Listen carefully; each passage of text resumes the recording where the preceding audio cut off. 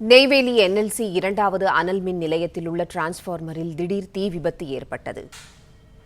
கூடுதல் தகவல்களை வழங்குகிறார் எமது கடலூர் செய்தியாளர் லெசிராஜா. லெசிராஜா, வணக்கம். NLCயில் மின்மாற்றியில் தீ விபத்தா? விவரங்களை சொல்லுங்க. கடலூர் மாவட்டம் நெய்வேலி NLC இந்தியா லிமிடெட் நிறுவனம் உள்ளது. இங்கு சுரங்கம் 1 விரிவாக்கம், சுரங்கம் 2 என 3 திறந்தவெளி சுரங்கம் மூலம் பழுப்பு நிலங்களை வெட்டி எடுக்கப்பட்டு மின் உற்பத்தி செய்யப்பட்டு வருகிறது.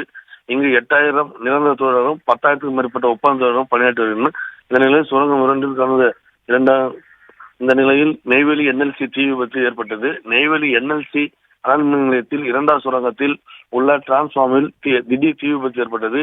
இதில் எந்தவித உயிர் சேதமும் ஏற்படவில்லை. உடனடியாக தீயணைப்பு தகவல் தெரிவிக்கப்பட்டு தீயை அணைக்கப்பட்டன. அதிகாலையில் தீ விபத்து ஏற்பட்ட நிலையில் அதிக அளவில் பொருட்கள் சேதமானதாக கூறப்படுகிறது. இந்த தீ விபத்தால் அப்பகுதியில் பெரும் பரபரப்பு காணப்பட்டது.